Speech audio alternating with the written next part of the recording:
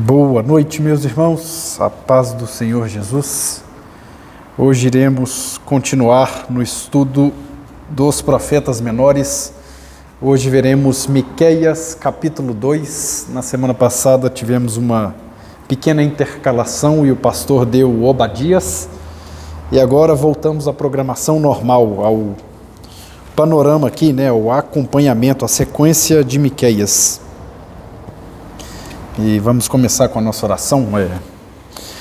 Pai, nós te agradecemos por mais uma oportunidade de estarmos aqui, pela graça que o Senhor nos deu de nos chamar e de nos dar essa honra de quem pode ministrar, quem pode ouvir.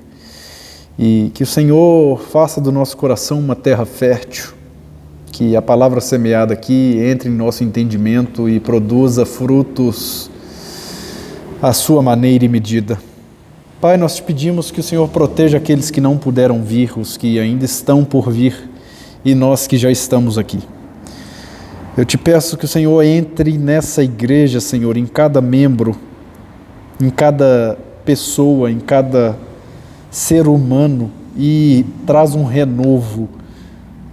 Que o Senhor nos ensine de fato o que Isaías 40:31 diz. Em nome de Jesus. Amém. Então, a começar pelo capítulo 2, aqui no versículo 1, uma rápida contextualização. O livro aqui de Miqueias, ele vai estar profetizando durante o reinado de Jotão, Acás e Ezequias. Ele foi contemporâneo de Isaías também.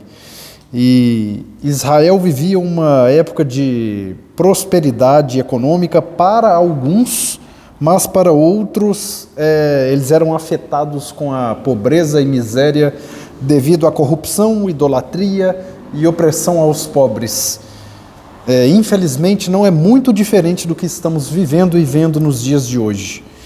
E no capítulo 1 nós vimos na aula retrasada com o irmão Vitor que Miqueias estava direcionando a palavra do Senhor a Samaria, a Jerusalém, ao Reino Sul, e ele anunciava o julgamento de Deus sobre o Reino Sul.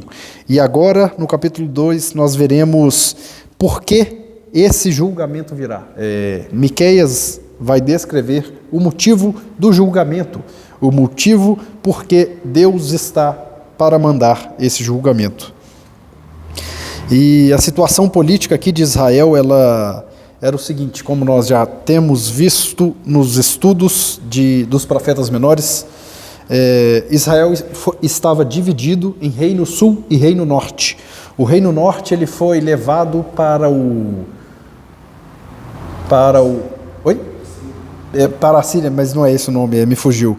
Foi levado para o cativeiro assírio, em 722 a.C. O Reino Norte foi levado pela Síria para o cativeiro, uma palavrinha que está sumindo, para o cativeiro. E agora o Reino Sul que ficou, ele vem sofrendo ameaças constantes da Assíria, de também ser invadidos e levados para o cativeiro. E em 722 a Assíria foi destruída a Síria destruiu Samaria e levou o Reino Norte, como eu falei aqui, e Judá permaneceu. E como nós falamos aqui no início, quem enriquecia eram os grandes proprietários de terras, eram os nobres, eram os oficiais de governo, eram os comerciantes influentes, ou seja, todos aqueles que estavam em uma certa discrepância na sociedade, aqueles que estavam em um pedestal, esses estavam enriquecendo. E os mais baixos, os da hierarquia, lá embaixo, os pobres, os necessitados, estavam ficando mais pobres e mais necessitados. Nós vamos ver aqui no capítulo 2, ele está dividido em 3 partes. E do versículo 1 ao 5 ele vai tratar da condenação dos opressores. Do capítulo 6 ao versículo 11, ele vai tratar da rejeição da palavra de Deus. E do capítulo 12 e 13, é uma promessa. Ele fecha com a promessa do livramento, a restauração futura e um remanescente de Israel. E se você olhar aí nos profetas, e se você acompanhou aqui os estudos, você vai ver que esse padrão se repete. Deus levanta um profeta para proclamar a sua palavra, para levar o arrependimento ao pessoal, levar a mensagem de Deus.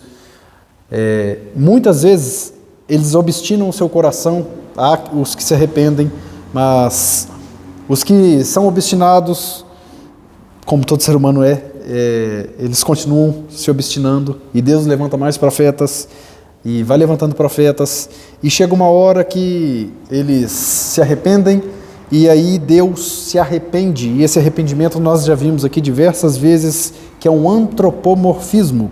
Não é que Deus se arrepende como nós, de mudar de direção. Eu fiz algo errado e vou me arrepender, vou mudar. Não é assim que Deus se arrepende.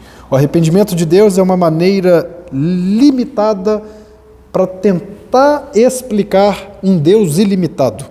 Então, esse arrependimento é Deus não enviando aquilo que Ele disse que enviaria. E esse é o padrão que nós temos visto aqui, dos profetas menores. E aqui em Miqueias veremos o mesmo. E no versículo 1 aqui, para começarmos, ele começa dizendo o seguinte: ai daqueles que planejam maldade, dos que tramam o mal na cama. Quando alvorece, eles os executam, porque isso podem fazer. E aqui nós vemos uma estrutura. Eles planejam a maldade, eles tramam o mal na cama, e quando eles se levantam, eles executam. Então não é meramente um pecado, isso aqui é um pecado estruturado, é um pecado esquematizado, organizado, meditado e consumado. É diferente de nós, vou dar um exemplo hoje, de nós que somos remidos pelo sangue do Cordeiro. Nós já não estamos mais sob a influência do pecado. Então, como o pastor falou no culto de domingo até, nós podemos até pecar, mas nós não estamos sob essa escravidão. E poder aqui não é liberdade para pecar, é de pecado do ser humano. E então, aqui é diferente. Eles estavam planejando, tramando e executando. Provérbios 6:18 diz o seguinte sobre isso. Provérbios 6, do 16 ao 19. É uma lista bem conhecida. As 6 coisas que o Senhor odeia e a 7ª ele detesta. E aqui Salomão começa a descrever: olhos altivos, língua mentirosa, mãos que derramam sangue inocente, coração que trama planos perversos, pés que se apressam para fazer o mal, testemunha falsa que profere mentiras, e aquele que provoca discórdia entre irmãos. Então, se nós vermos aqui o 5º ponto da lista, é exatamente isso: pés que se apressam para fazer o mal. E aqui nós não estamos tratando de pagãos, nós não estamos tratando de pessoas, dos assírios, estamos tratando dos israelitas, aqueles que estavam debaixo da aliança de Deus, aqueles que eram o povo escolhido de Deus, e eles estavam nesse nível de calamidade já. O coração deles estava tão desviado, a consciência deles estava tão cauterizada, que eles já estavam só querendo fazer o mal. E como nós vimos aqui, Deus detesta isso. E, obviamente, isso daqui vai totalmente contra os preceitos da aliança mosaica, que está lá em Deuteronômio 28, onde vai falar das bênçãos e das maldições da aliança. E nós vamos chegar lá. Então, nós podemos ver aqui, como eu disse, essa estrutura. Eles planejavam, tramavam e executavam. E agora, linkando também com Tiago, no Novo Testamento, Tiago 1, 14 e 15. Tiago 1, 14 e 15. Cada um, porém, é tentado pelo seu próprio desejo, sendo por este arrastado e seduzido. Então, esse desejo, tendo sido concebido, dá a luz ao pecado, e o pecado, uma vez consumado, gera a morte. Então, é exatamente isso aqui que eles estavam fazendo. Eles estavam arquitetando toda essa maldade. E, como já vimos, Deus detesta e acaba gerando a morte. Então, o povo escolhido aqui, eles focaram tanto no título que se esqueceram daquele que os escolheu. O versículo 2 vai continuar aqui. Eles cobiçam terrenos e se apoderam deles. E uma pausa aqui. Esses terrenos, os terrenos ali da terra de Israel, eles foram dados por Deus. E eles não tinham direito de vender, como Números, Levíticos, Deuteronômio diz. Deus deu essa terra a eles como uma herança para aqueles que estavam debaixo da aliança de Deus. E uma vez que Deus deu a eles a terra, Deus também estabeleceu regras, normas para essa terra. E eu vou ler uma delas aqui em Deuteronômio 19:14. Deuteronômio 19:14.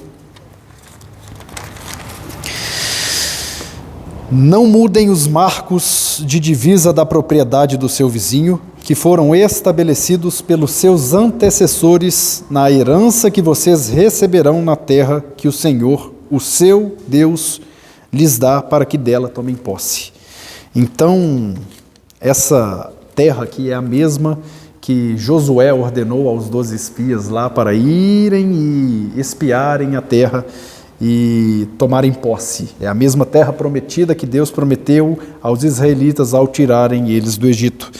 E anos se passaram aqui e eles se esqueceram, pelo visto, de todos os preceitos, se esqueceram dessas normas e estavam tomando a terra para si. Não só tomando a terra para si, já havia sido predito aqui, que não poderia ser vendido, mas eles estavam fazendo ainda pior. Eles estavam se apoderando dos terrenos de pessoas, principalmente pobres, de famílias. E nós sabemos bem que Tiago diz que a religião que agrada a Deus é cuidar do pobre e da viúva, pessoas em situação de vulnerabilidade social. E o que eles estavam fazendo aqui é totalmente o oposto disso. Eles estavam com uma religião externa, uma religião vazia, uma religião ritual. E é outra coisa que nós temos visto bastante aqui nos profetas menores. O culto que agrada a Deus. Malaquias nós vemos isso, mas ao longo desses 12 profetas, esse é um ponto que pega bastante. O culto vazio, a adoração vazia a Deus. Aquela adoração de domingo, que você vem só na igreja aos domingos, entra aqui, você tem uma auréola na cabeça, mas sai lá para fora, vira o diabinho. É basicamente isso aqui. Mas isso aqui é anos atrás, né? Milhares de anos atrás. Então, eles estavam totalmente fora do preceito da aliança de Deus. E como nós vamos ver mais à frente, isso vai ter um preço para eles. Continuação. Cobiçam casas e as tomam.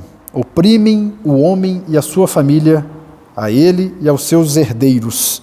Então, nós vemos aqui uma palavrinha que ela é bem conhecida, infelizmente.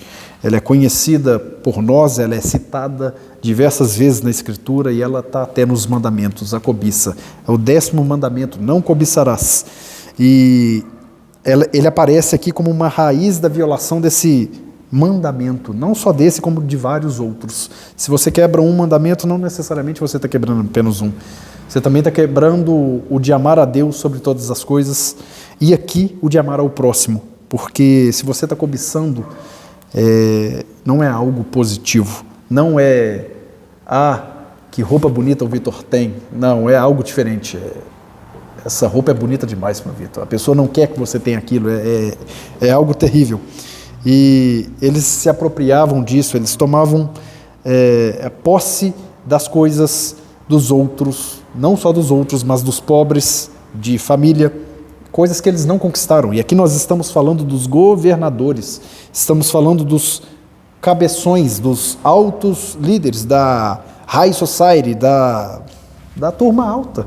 E eles estavam fazendo o que queriam com os mais pobres. Esse é o estado de corrupção de Israel.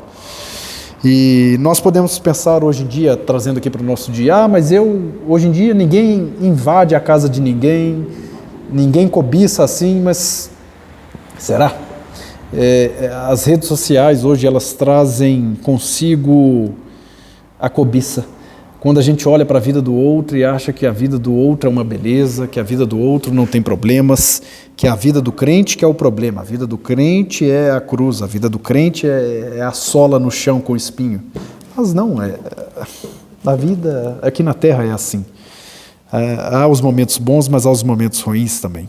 E voltando aqui, versículo 3.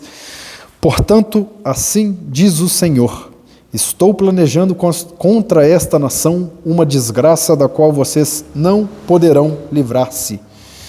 E então nós podemos ver aqui um atributo de Deus que é a soberania. Deus deu corda para eles, e Deus estava dando corda não para eles fazerem o que quisessem. Sabemos que Ezequiel diz que Deus não tem prazer na morte do mal, Deus não gosta da morte do mal, mas Ele dá tempo para o mal viver para que ele se arrependa e viva. Então Deus deu tempo para que eles se arrependessem, Deus está levantando profetas para que eles se arrependam, assim como Ele está levantando Miqueias aqui, e o coração deles não vai ter esse arrependimento. Então nós vamos ver aqui no versículo 3 uma punição exatamente proporcional ao pecado deles.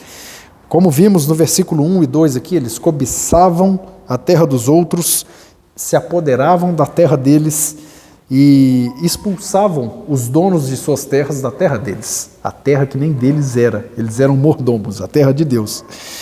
Então Deus vai entrar aqui, no caso deles, e vai fazer exatamente a mesma coisa com esses grandalhões que eles fizeram com os pequeninos.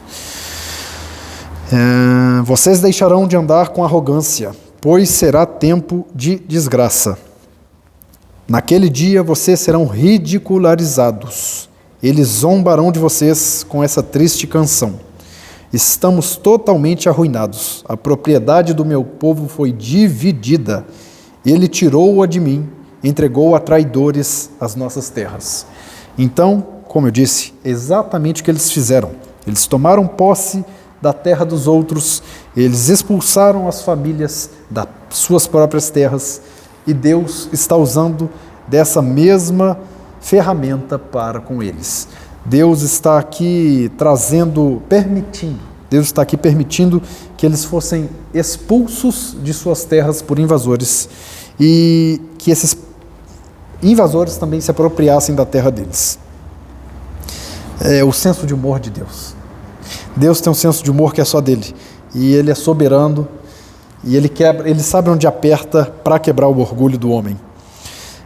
O pecado, ele muitas vezes ele parece apetitoso, ele parece bom, ele parece que vai satisfazer, mas tem um ditado que é o seguinte: o diabo te dá com uma colher e te toma com uma concha. Não existe jogo fácil, não existe isso. E aqui eles vão começar a pagar por isso, se não se arrependerem, como veremos. Mas se a gente voltar lá em Deuteronômio 28, os preceitos da aliança que eu havia comentado, Deuteronômio 28, ele vai citar as bênçãos e as maldições da aliança, as proporções. Se você anda de acordo com a aliança, você terá bênçãos da aliança, mas se você quebra a aliança, você terá as consequentes maldições da aliança.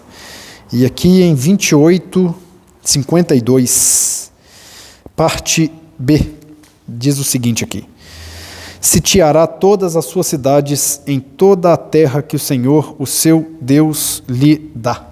E aqui é uma maldição onde eles seriam expulsos da terra que Deus os deu. E é exatamente o que está acontecendo aqui.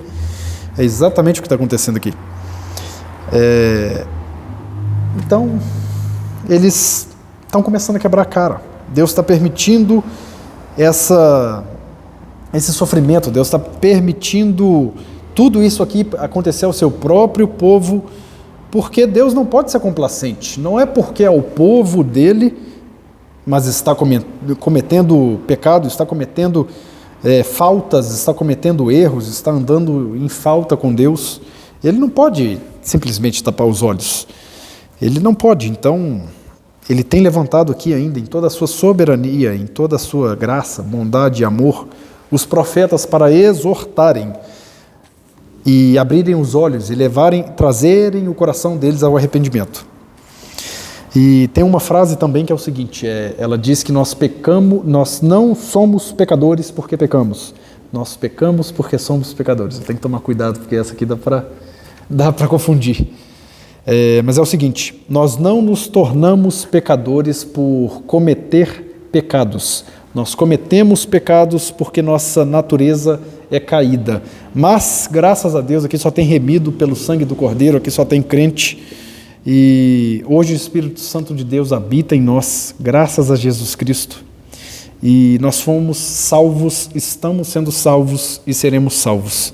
A nossa salvação aqui, abrindo um parênteses, ela acontece em 3 passos: justificação, santificação e glorificação. Justificação é aquele dia que Deus, o Senhor Jesus, bateu na porta e você abriu a porta, Ele entrou e ceou com você. A santificação ela acontece hoje, acontece agora, tem acontecido agora, quando paulatinamente, diariamente, de glória em glória, nós dizemos não para o que está lá fora e sim para o que vem do alto. Nós passamos a nos conformar à imagem de Deus, à imagem do Senhor Jesus. Vai lá. Tem aquela também, eu não deixo de pecar para ser salvo. Por eu ser salvo, eu deixo de pecar. Essa é boa, hein? Tem essa também. Essa eu não tinha ouvido, não. Essa é boa mesmo. Porque muitas pessoas costumam falar, eu vou deixar de fazer isso e vou para a igreja. Eu vou deixar de fumar, eu vou para a igreja. Eu vou deixar de beber, eu vou para a igreja. Mas não é, quando eu deixar de pecar, eu vou para a igreja. Não é, eu não peco para ser salvo. É por eu ser salvo que eu me afasto do pecado. Então essa é a diferença da direção. Tem uma outra também que completa essa aí, né? Você vai saber de quem que é. Eita. Rapaz. Vou lembrar. Nossa, olha o sol na moringa, dá isso aí, ó. Peraí. Somos salvos. Venha como está, mas não permaneça como está. Quem fala essa? Pastor Mateus Alves. Não sei se é dele a autoria não, mas ele já falou. E Mateus 7,17, o nosso Senhor Jesus vai falar algo parecido. Ele fala que da árvore má que produz maus frutos e a árvore boa produz bons frutos. Então, se a gente alinhar isso aqui com pecado, pecador, pecamos porque somos pecadores, é basicamente o seguinte: uma árvore, ela não se torna má porque ela produziu um fruto mau. Ela produz frutos maus porque ela é má, porque ela já é má. Ah, Felipe, mas todos pecaram e destituídos estão da glória de Deus. Sim, estamos vendo aqui, ó, o povo eleito, o povo escolhido, fazendo toda sorte de ruindade, tudo aquilo que Deus abomina, tratando aqueles em situação de vulnerabilidade social, com desprezo, orgulho, ganância, ódio. E por quê? É o povo escolhido, mas é justamente por isso. Eles estavam na aliança, mas a aliança não estava neles. É como se eu trouxesse para os dias de hoje, é uma pessoa que frequenta a igreja, mas Deus não está nela. Não adianta ser frequentador de igreja, não adianta. Eles estavam aqui na aliança de Deus só de nascer. É aquele versículo do Paulo também, né? Dizem que são descendentes de Abraão, mas não são. E nós passamos pela fé em Jesus Cristo a ser descendentes de Abraão. Nós não necessariamente precisamos ter o sangue de Abraão, mas pela fé em Jesus Cristo nós nos tornamos filhos de Abraão, nós entramos na aliança de Deus. E o pessoal aqui, os israelitas, eles não estavam honrando com a sua aliança. O versículo 5 é a segunda parte, o segundo bloco aqui do capítulo 2, que vai tratar da rejeição da palavra de Deus. Versículo 6, né? Perdão. Não pulei o versículo, falei tanto aqui que o 5 eu pulei, desculpa, é o 5 mesmo. Portanto, vocês não estarão na Assembleia do Senhor para a divisão da terra por sorteio. E aqui nós podemos claramente fazer um paralelo com Josué 18. E Josué 18 é onde Deus iria fazer a repartição da terra prometida entre as tribos de Israel. Josué 18.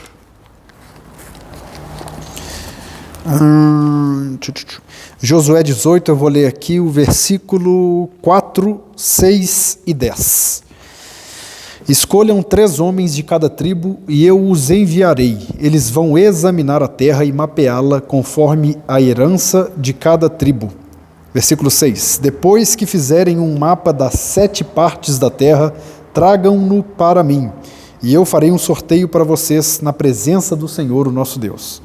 E versículo 10, Josué fez então um sorteio em Siló, na presença do Senhor, e ali distribuiu a terra aos israelitas, conforme a porção de cada tribo. E aqui, se eu não me engano, só a tribo dos levitas, os levitas, que não teriam a herança, porque Deus era a herança deles, Deus era a parte deles. Já pensou se Deus falasse isso para nós hoje? Hein? Você não vai ter nada na vida não, meu filho, mas eu sou sua porção. Deixa eu voltar aqui. Então, no versículo 5 nós podemos ver aqui, eles estavam sendo excluídos da herança de Deus, eles seriam excluídos da herança de Deus. Por quê? Por que excluído da herança de Deus e não estariam na divisão do sorteio? Que ele vai ficar sem terra? Não. A terra aqui era a herança da aliança, era a herança de Deus para eles. Deus deu a eles na terra, no tempo de Josué. E aqui, nos tempos de Miqueias e Isaías, devido a toda essa calamidade, a todas essas transgressões, a todos esses pecados, o juízo de Deus viria sobre eles, caso eles não se arrependessem, e então Deus os excluiria do direito de ter terra. Ou seja, isso aqui é muito pior do que parece. Deus estaria excluindo eles da aliança. Eles não estariam perdendo apenas posse, eles estariam perdendo a presença de Deus. E aqui, como Davi falou, tira tudo de mim, só não me tira a tua presença, Deus. Nós vimos, nós sabemos aqui, Saul foi rei, reinou depois, por muito tempo que Davi foi ungido. Ele tinha tudo, tinha reinado, mas não tinha a presença de Deus, e nós vimos o quanto Saul sofreu. Eu não estou falando de sofrer por falta da presença, não. É de sofrer com as loucuras lá que a gente sabe que ele sofreu, com todas as coisas que, exatamente, com toda a consequência da falta da presença de Deus na vida dele. Se nós que estamos debaixo da presença de Deus, se nós que passamos pelo sangue do Cordeiro, não somos flor que se cheira, imagine sem Deus. Imagina sem Deus. Imagina aqui. Versículo 6, agora sim, entramos na parte da rejeição, o segundo bloco, rejeição da palavra de Deus. Não preguem, dizem os seus profetas, não preguem acerca dessas coisas. A humilhação não nos alcançará. E então nós vemos aqui algo que, mais uma vez, é mais atual do que parece. Os profetas aqui, os falsos profetas, eles estavam advertindo ao povo para não escutarem profetas como Isaías, como Miqueias, Malaquias, Amós. Eles estavam dizendo, não escutem esse pessoal aí que só prega coisa ruim, não.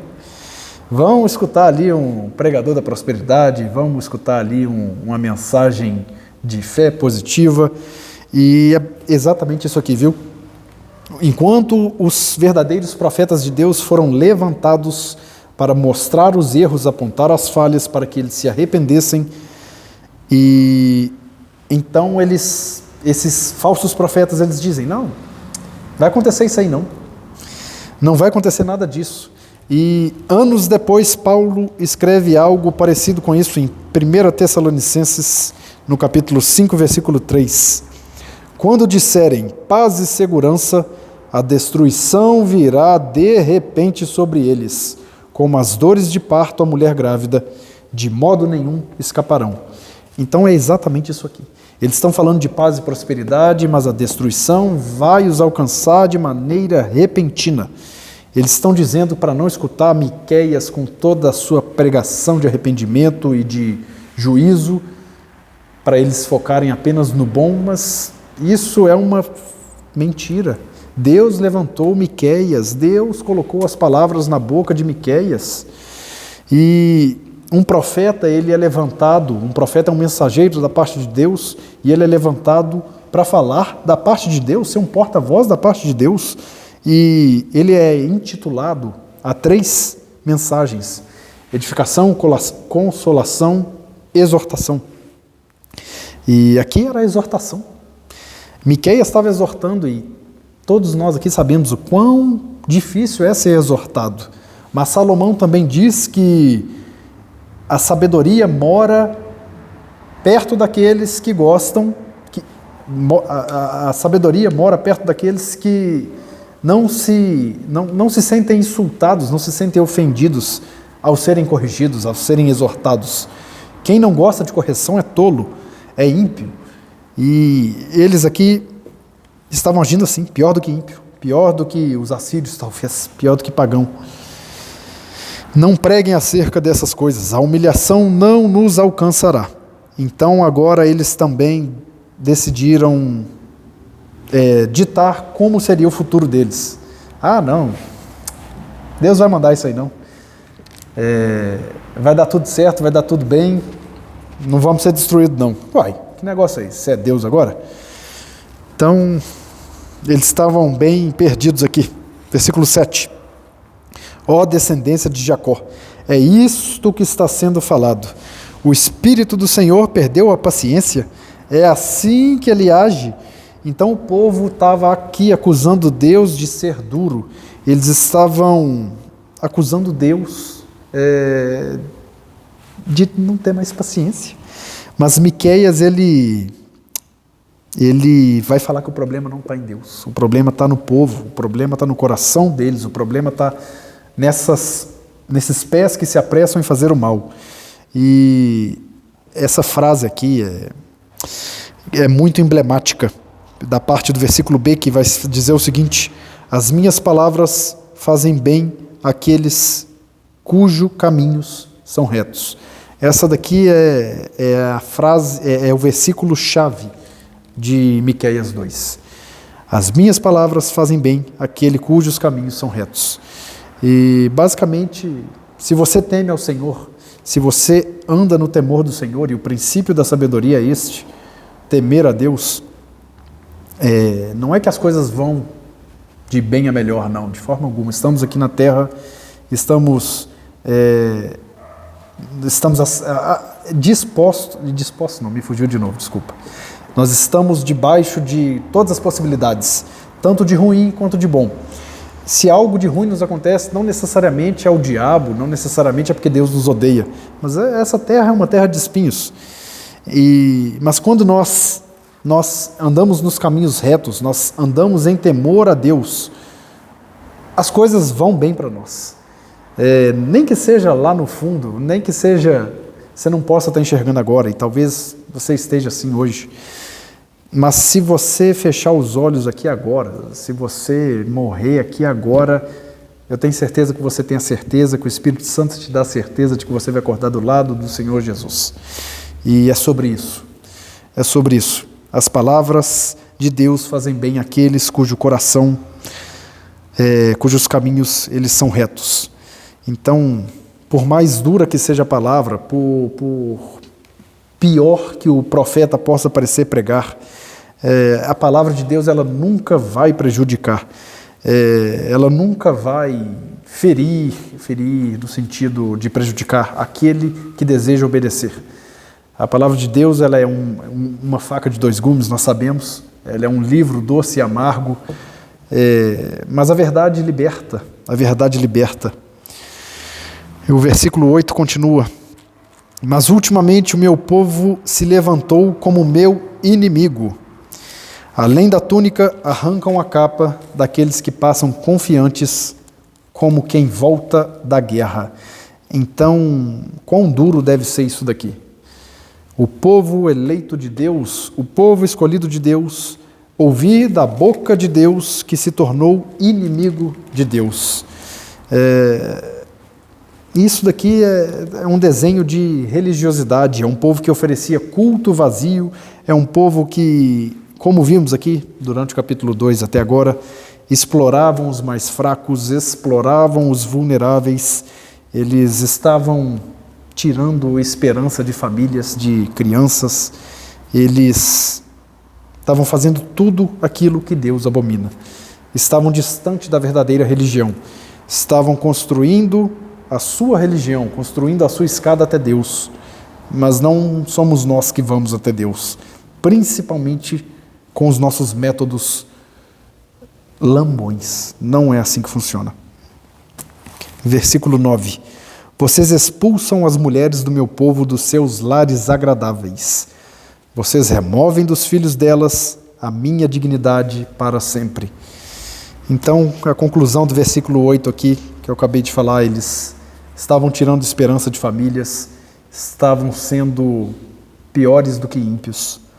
O povo eleito de Deus, que tinha um compromisso com Deus em andar em santidade, em andar em obediência à santidade, se torna todo esse bicho papão aqui, se torna esse povo lambão que não parece que tem compromisso nenhum com Deus.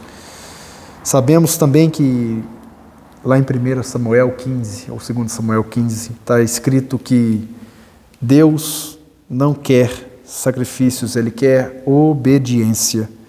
Deus quer obediência, um coração obediente, um coração quebrantado. Deus não está buscando 7 passos disso, nem as chaves daquilo, nem método nenhum. Ele quer um coração quebrantado e isso não tem receita. É o que muitas vezes nós dizemos no GC. O Marcelão, ele fala muito disso também. Ele tem o testemunho que ele fala: não tem receita disso não, irmão, é Deus. É Deus, foi Deus. E cada um tem o seu testemunho aqui de que foi Deus que fez e que não tem uma receita para chegar nisso.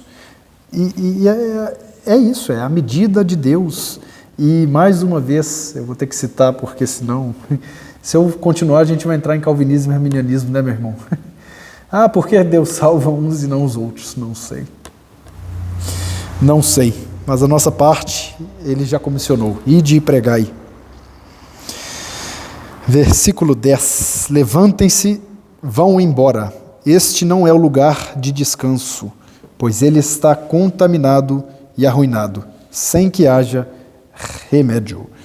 Então, a terra prometida que deveria ser um lugar de descanso, a terra prometida que deveria ser um lugar de alegria, gozo, de lembrança de tudo aquilo que o Senhor fez e faria, ela foi manchada pelo pecado, ela foi tomada pela iniquidade, ela foi derramada com sangues. É a mesma terra que anos depois crucificou e derramou o sangue do nosso Senhor Jesus. É uma terra que era para ser de descanso. E hoje em dia, graças à revelação de Deus em Cristo, sabemos que esse descanso é Ele. Nós não precisamos guardar Shabat, nós não precisamos deixar de fazer isso ou aquilo no Shabat, né? Porque o nosso descanso é Jesus. Mas ao mesmo tempo isso é muito complicado, porque em vista do que nós só teríamos de descansar sábado, hoje nós temos que descansar 24 horas por dia, 7 vezes na semana, na confiança de que estamos descansando no Senhor Jesus. Deus é invisível, você não pode tocar Ele, você não pode ver Ele. E quão difícil é isso? É por isso que Paulo também alerta: nós vivemos por fé e não por vista. Vivemos por fé e não por vista. Se formos viver por vista, eu vou ser o primeiro a sair correndo daqui. Mas graças a Deus pelo Espírito Santo que nos capacita diariamente. Então, o que nós podemos tirar aqui desse versículo 10 é que o pecado, ele é isso aí, ó. Ele vai tirar o descanso, ele vai contaminar, ele vai nos afastar de Deus, ele vai retirar a presença de Deus de nós, que foi o que aconteceu com Saul, foi o que aconteceu com Adão e Eva. E nós devemos estar em alerta constante com isso. A gente não está tão diferente desse texto aqui não, meus irmãos. Nós não estamos tão diferentes disso aqui. Isso aqui aconteceu há 2.900 anos atrás, mas é mais atual do que o Jornal de Amanhã, viu? O Brasil está igual ou pior do que isso aqui. Basta você olhar ao seu redor aí. Quantas pessoas estão sem esperança, quantas pessoas têm tido as suas esperanças roubadas. E isso tudo é consequência do pecado. Você citou de Samuel também, em Salmo 51 também, Davi vai falar sobre. 51. Salmo 51, 4, 15. Abre, Senhor, os teus lábios, e a minha boca manifestará os teus louvores, pois não te comprases em sacrifícios. Do contrário, eu te daria, e não te agradas no holocausto. Sacrifícios agradáveis a Deus são o espírito quebrantado, coração confundido e contrito. Não desprezarás, ó Deus. Bem lembrado, deixa eu marcar aqui. Muito bueno. Salmos 52. Muito bom. 51.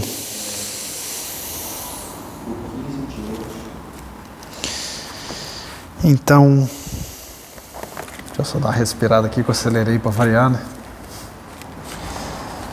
Um dia eu vou pegar uma aula com você, Vitor.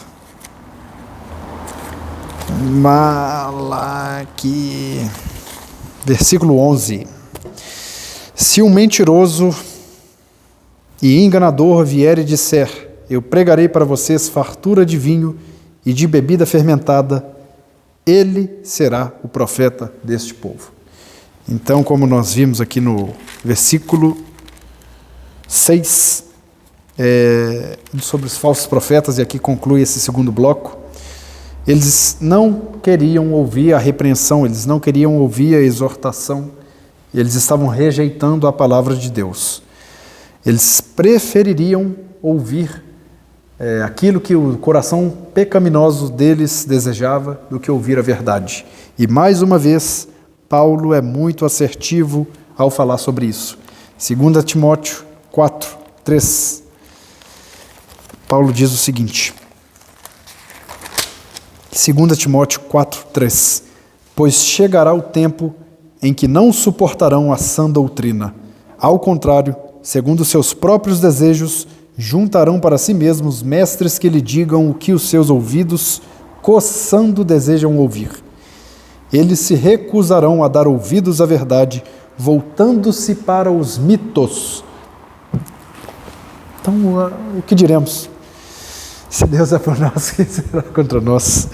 Mas o pessoal aqui, os israelitas, estavam vivendo exatamente isso. Estavam buscando os seus próprios mestres para fazer a coceirinha nos seus ouvidos. Não muito diferente dos dias de hoje, mais uma vez. Não estamos distante disso aqui.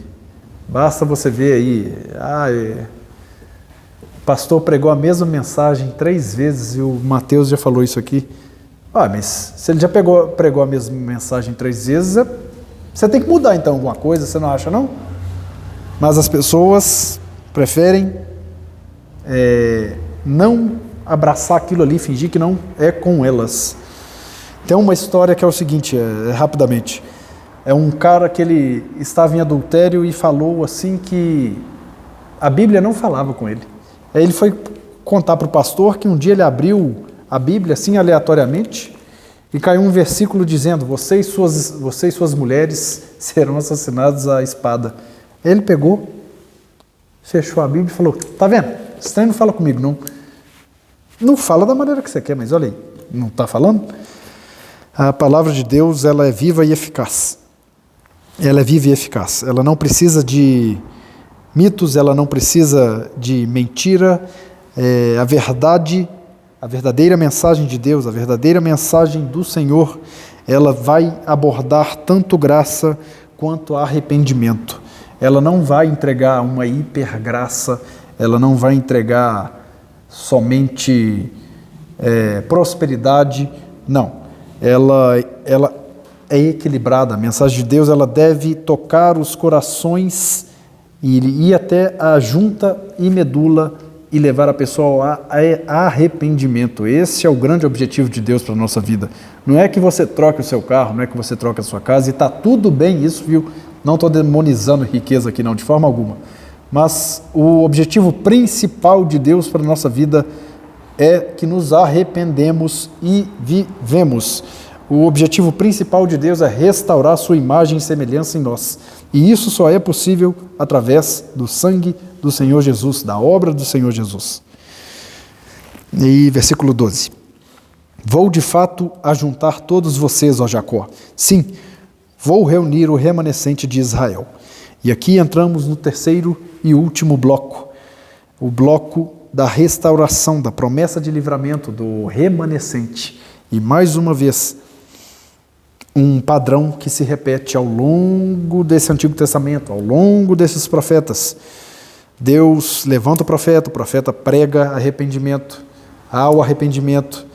Deus muitas das vezes deixa de enviar a calamidade quando há o arrependimento genuíno, e ele promete um remanescente. E o remanescente aqui é o remanescente perfeito, é o Senhor Jesus. É o que eu falei mais cedo sobre os 3 passos da salvação: a justificação, santificação e a glorificação. Nós fomos salvos, estamos sendo salvos e seremos salvos. E a glorificação é o último estágio da salvação. Ela é no futuro. Aquele que começou a boa obra é fiel para cumpri-la e vai cumpri-la até os dias de Cristo Jesus. Deus não começa uma obra e deixa ela inacabada. Ele não é como aquele homem da parábola que o Senhor Jesus conta, da torre, que constrói e não calcula e se perde no meio do caminho e não consegue edificar toda a obra. Deus não é assim. Deus conhece o fim desde antes do início. Ele escolheu cada um de vocês aqui desde antes do ventre da sua mãe. Ele sabe do fim desde antes do início. Ele começou essa boa obra, ele chamou, ele tocou no coração de cada um de nós aqui. E muitas das vezes a nossa vida aperta e nós não vemos saída, mas ele tem a saída, ele tem a solução. Bastemos que não nos desanimemos. Uma dica de leitura aqui seria o Peregrino, aquela abordagem que ele faz, a hipérbole não, né? A parábola lá que ele faz sobre o caminho para a estrada do céu é maravilhoso. É um livro que todo cristão deveria ler. Eu os ajuntarei como ovelhas em um aprisco, como um rebanho em uma pastagem. Haverá ruído de grande multidão. Então, aqui é a promessa de Deus de reunir o seu povo sob o governo do Messias, sob o governo do Senhor Jesus Cristo.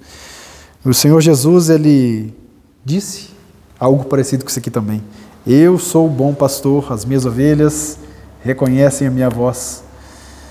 Ele deixa as 99 para ir atrás da uma que se perde. Esse é o nosso Deus. Então o juízo, ele nunca vai ser a última palavra de Deus. Nós vimos em Amós capítulo 3, versículo 7, que Deus não faz nada sem antes avisar por meio dos profetas. Deus não faz nada sem avisar. Ele não vai simplesmente chegar e ceifar a nação de Israel. Vocês pecaram, pronto, consumidos. Não é assim. Ele tem a benevolência, ele tem a paciência, ele tem a benignidade de tratar e levar as pessoas ao arrependimento, dar o prazo para que se arrependam. E com isso, elas viverão. É esse o prazer de Deus, que todos vivam. Deus não tem prazer na morte. Aquele que abre o caminho irá adiante deles. Eles passarão pela porta e sairão. O seu rei passará à frente. Sim, o Senhor os guiará. Então, esse daqui é um versículo messiânico. É um versículo que aponta diretamente para o Senhor Jesus. E aqui é a figura de um rei que ele vai romper todos os obstáculos, ele vai romper tudo aquilo que é impedimento para o seu povo. Ele abre o caminho, e eu não preciso nem dizer aqui quem que abre o caminho, quem que abre mar, quem é o caminho, a verdade e a vida. E aqui nós vemos 4 ações nesse texto. Ele vai abrir o caminho, ele vai romper as barreiras, ele vai conduzir o povo e vai ir à frente deles. São todas as funções do bom pastor.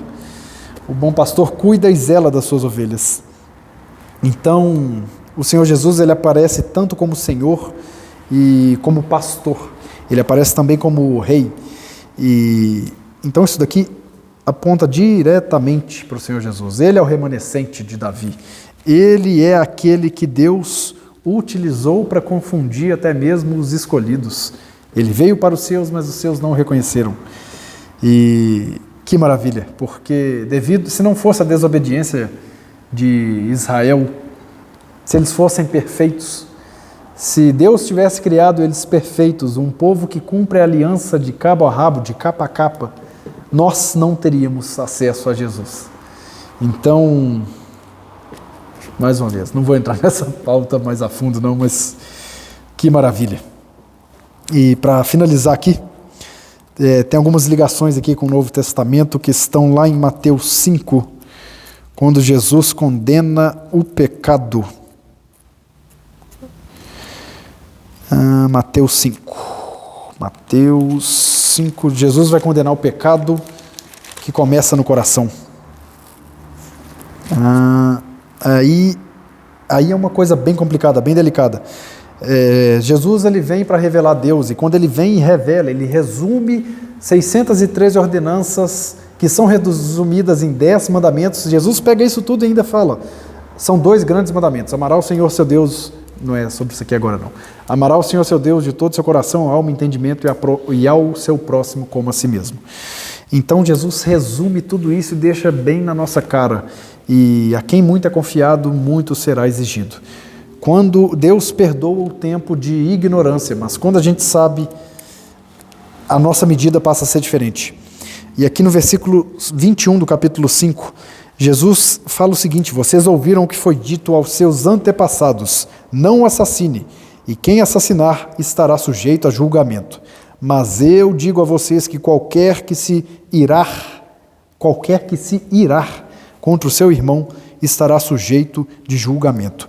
Do mesmo jeito, qualquer que disser a seu irmão tolo será levado ao tribunal, e qualquer que disser insensato corre o risco de ser lançado no fogo do inferno. Nossa, mas que radicalismo! Se eu chamar um de insensato, eu vou para o fogo do inferno. Não é bem isso. O Senhor Jesus está... minhas colas! O Senhor Jesus está dizendo aqui, está apontando sobre esse pecado que as pessoas antes achavam que era só você se deitar com a mulher que você estava pecando, mas não é bem assim. O pecado nasce aqui. Igual a gente leu também, nós lemos em Tiago 1, 14 e 15. O pecado, muitas vezes ele é pensado, planejado, arquitetado, e um exemplo disso é Davi com Batseba, que ele mandou matar Urias para se deitar com Batseba, se apropriar dela, casar com ela, ter um filho com ela. Isso tudo foi arquitetado. É um pecado muito complicado. É o que a gente viu aqui no capítulo 2 também. No capítulo 2, versículo 1, eles planejavam a maldade, eles tramavam o mal na cama, e quando amanhecia, eles executavam esse mal. Então, o Senhor Jesus, ele pega tudo isso e resume. Ele resume. Lucas capítulo 12, 15 também, ele vai dizer para nos guardarmos da avareza. Tiago capítulo 5, Jesus vai dizer sobre a condenação dos ricos que exploram os trabalhadores. João 10, em frente aqui a Miqueias 2, 13, vai apontar que Jesus é o bom pastor, ele reúne as suas ovelhas. E 1 Pedro 2, 25, vai dizer que Cristo é o pastor e bispo das nossas almas. Então, Miqueias 2, se nós pudéssemos trazer isso aqui para os nossos dias, assim como é mais atual do que parece, como eu disse, para a gente vigiar o nosso culto, para a gente vigiar a nossa adoração. Adoração não é simplesmente você colocar um gospel e ouvir um worship, como nosso irmão ali gosta. Não é simplesmente você cantar com a boca, afinal, O Senhor também já disse: esse povo me honra com os lábios, mas o coração está distante de mim. Adoração, culto, tudo isso não é algo ritual, isso é uma prática. A gente vem aqui para dentro não é para recarregar energia, não, é para ter um alinhamento, porque o nosso culto é lá fora. Tem um irmão aqui muito sábio ali atrás, ó, que ele fala umas coisas que eu vou te falar, viu? É o Espírito Santo que revela para ele. Ele falou assim que ser sal no saleiro é muito fácil, e eu concordo com ele. Ser sal lá fora é complicado, e foi para isso que nós fomos chamados. Que nós vigiemos o nosso coração. Miqueias 2 não está tratando só dos israelitas cabeça dura, não, pescoço de burro, não, porque nós somos assim também.